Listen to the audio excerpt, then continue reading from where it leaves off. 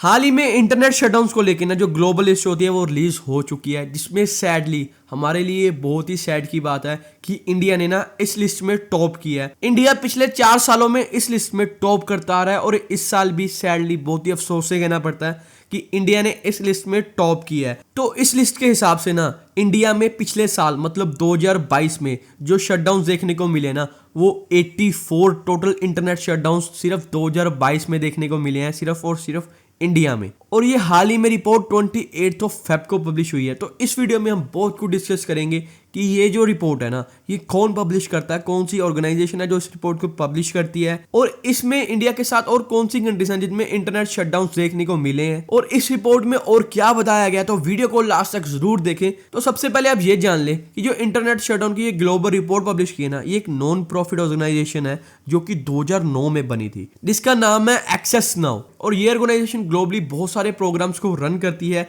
जिसमें इनके annual conference on human rights, right cons कहते हैं जिसे, और index of internet shutdown, keep it on भी शामिल है। और स्टार्टिंग में तो ये जो ऑर्गेनाइजेशन थी ये काफी छोटी हुआ करती थी, लेकिन 2020 में जाके ना ये बेल्जियम, कोस्टा, टूनेशिया, यूनाइटेड स्टेट्स तक फैल चुकी है। वहां तक इसके जो स्टाफ है, इसके ऑपरेशंस है वो फैल चुके हैं। और 2018 में जाके ना इसको $5.1 मिलियन की फंडिंग हुई थी, जिसके बाद ना ये ऑर्गेनाइजेशन एक्सपैंड ही होती गई है। और ये एक्सेस नाउ की वेबसाइट है जिसमें आपको जो मेन फोकस मिलेगा ना वो आपको मिलेगा रशिया यूक्रेन वॉर पे म्यांमार में। रशिया यूक्रेन में तो वॉर चल रही है इसलिए फोकस है। म्यांमार में भी आपको पता होगा कि हाल ही में वहाँ पे तख्ता पलट हुआ है, वहाँ पे बहुत सारी जो प्रॉब्लम्स चल रही है, इसलिए वहाँ पे भी मेन फोकस किया है। और इसी वेबसाइट में ना आपको ये रिपोर्ट देखने को मिलेगी, इंटरनेट शटडाउन इन 2022, जिसका जो टाइटल रखा गया ना वो रखा गया weapons of control and shields of impunity. तो इस रिपोर्ट में बेसिकली है क्या, तो इस रिपोर्ट के अकॉर्डिंग ना इंडिया ने लगातार 5वें साल ना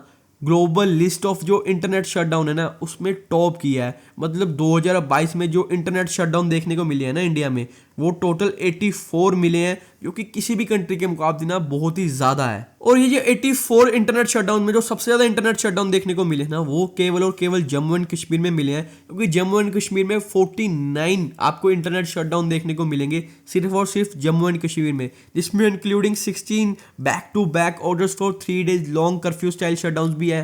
और इस रिपोर्ट की सबसे दुखदाई बात कि दुनिया भर में जितने भी इंटरनेट शटडाउन देखने को मिले ना लास्ट ईयर में, उसमें सिर्फ और सिर्फ इंडिया में आपको 58% शटडाउन देखने को मिले हैं। मतलब 50% से ज़्यादा जो इंटरनेट शटडाउन हुए हैं पूरी दुनिया भर में वो सिर्फ और सिर्फ इंडिया में देखने को मिले हैं। और ऐसे आर्टिकल्स लास्ट ईयर भी पब्लिश हुए थे कि इंडिया ने ना लगातार चौथे साल भी global list of internet shutdown में टॉप किया है। और पिछले साल ना जो टोटल इंटरनेट शटडाउन बताया जा रहा था ना इंडिया में वो 106 थे, और जिसमें जो 85 शटडाउन थे ना वो जम्मू एंड कश्मीर में थे। मतलब 85 जम्मू एंड कश्मीर में, अभी टोटल 84 हैं, लेकिन पिछली बार ना 85 सिर्फ जम्मू एंड कश्मीर में थे और टोटल थे ना वो जो इंडिया में वो 106 थे। और यहीं पे जो रमाजीत सिंह चीम है जो कि senior international council and Asia Pacific policy director हैं एक्सेस नाउ के, और उन्होंने कहा कि 84 अटैक्स हुए हैं फंडामेंटल राइट्स पे, जो दुनिया की सबसे बड़ी डेमोक्रेसी है ना वहां पे। और साथ में उन्होंने ये भी ऐड किया है कि ये ऐसी कंट्रीज में हुआ है जो कि इस साल ना G20 को होस्ट करने जा रही है, और इस कंट्रीज में 2024 में चल के जो जनरल इलेक्शन है वो भी देखने को मिलेंगे। और इन्होंने यहाँ पे ये भी ऐड किया कि इस डिस्ट्रप्शन के चलते ना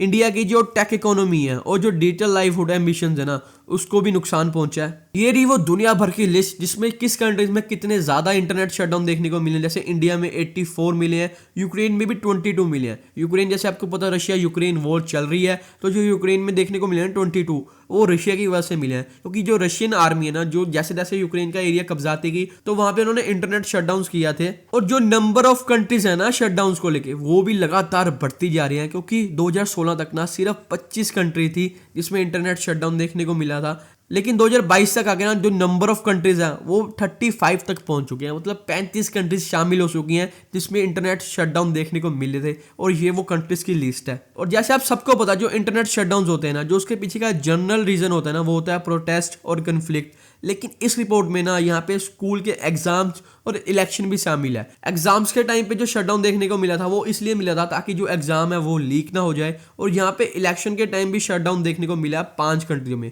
मतलब Brazil, India, Kazakhstan, Turkmenistan and Uganda में ना रिसेंटली 2022 में आपको इंटरनेट शटडाउन देखने को मिला हुआ इलेक्शन के टाइम। और अथॉरिटीज का कहना है कि ये यहाँ पे हमने इंटरनेट शटडाउन इसलिए किया था ताकि जो इन्फॉर्मेशन है ना वो कंट्रोल में रहे, मतलब मिस इन्फॉर्मेशन ना फैले जिसकी वजह से जो वायलेंस है वो ना हो।